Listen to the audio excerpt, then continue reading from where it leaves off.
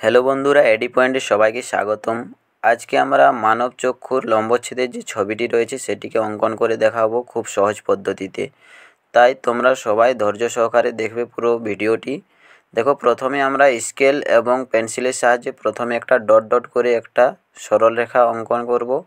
সেই সরল রেখার উপরেই আমরা এরপরে কম্পাসের মাধ্যমে মোট 3টি সম্পূর্ণ বৃত্ত অঙ্কন করব।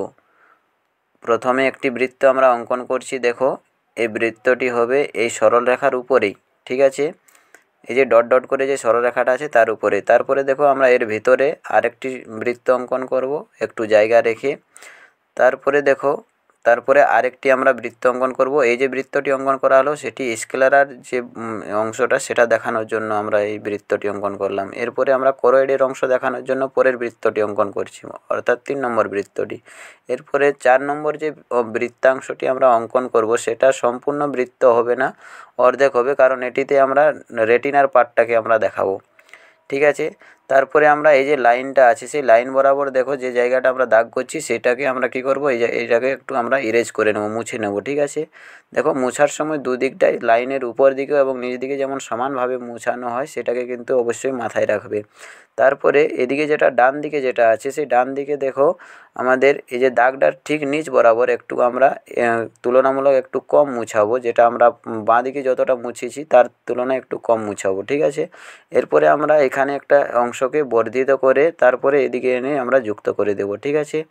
দেখো, এরকমই পরের লাইনটাকেও আমরা যুক্ত করে দিয়েছি। তারপরে এই যে করয়েডের যে পার্টটা আছে সেটাকে আমরা একটু ছোট্ট অংশ বর্ধিত করব ভিতরের দিকে, এবং এরপরে আমরা লেন্স যে আছে লেন্সটাকে আমরা ড্রয়িং করছি। লেন্সের পরে দেখো, এটা সাসপেনসরি লিগামেন্ট হচ্ছে, সাসপেনসরি লিগামেন্টগুলোকে আমরা জালকের মতন দেখাচ্ছি। তারপরে এখানে দেখো, এই যে আইরিস যে অংশটা থাকে সেই আইরিসটাকে আমরা আবার ভিতরের দিকে হালকা করে দেখালাম।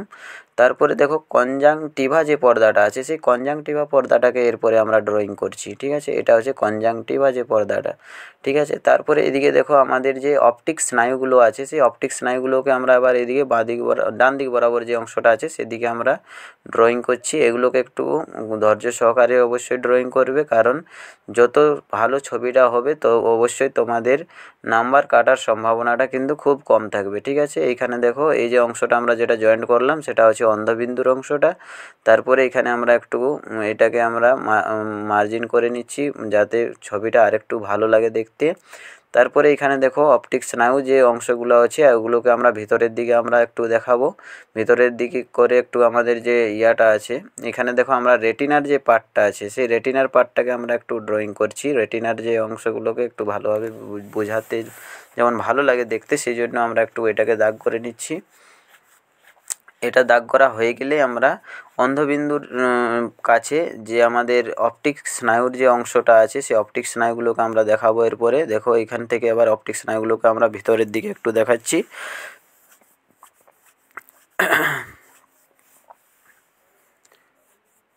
এইটুকু যদি বুঝতে পারা গেছে, এরপরে আমরা সমস্ত ছবিটার আমরা সমস্ত অংশের এক এক করে নাম আমরা অ্যাড করব।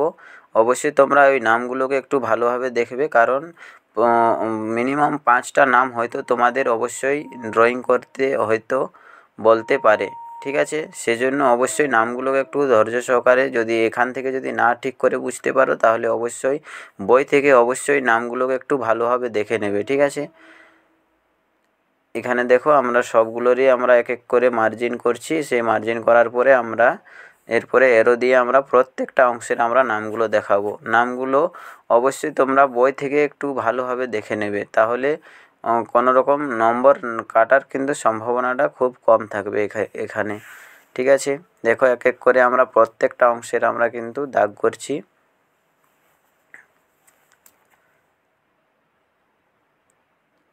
এরপরে এখানে রেটিনার পার্টটাকে আমরা এখানে একটু দেখাচ্ছি, ঠিক আছে। যদি এগুলো বুঝতে পারা যাচ্ছে তাহলে অবশ্যই এই অংশগুলোকে তোমরা একটু ভালোভাবে কিন্তু দেখে নেবে, ঠিক আছে। দেখো, প্রথমে আমরা এই যে প্রথম অংশটা যেটা আছে সেটা হচ্ছে রেটিনা। রেটিনার পরে হচ্ছে এটা করয়েড, ভিতরের দিকে যে পর্দাটা আছে তাকে করয়েড বলে। তারপরে বাইরের পর্দাটাকে স্ক্লেরা বলা হয়। পুরো ছবিটার নামগুলো আমরা একসাথে দিয়ে দিয়েছি এখানে, একটু তোমরা সবাই দেখে নেবে। আর এই চ্যানেলটি যদি হেল্পফুল বলে মনে হয় তাহলে অবশ্যই চ্যানেলটিকে সাবস্ক্রাইব করে দেবে এবং পাশে থাকা বেল আইকনটি প্রেস করে দেবে। Thank you.